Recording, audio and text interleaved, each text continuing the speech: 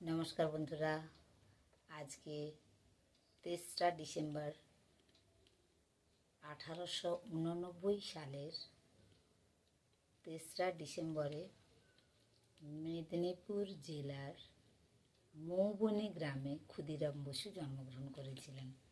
ওনাকে শ্রদ্ধা জানাতে আমি একটা ছোট্ট গান শোনাচ্ছি।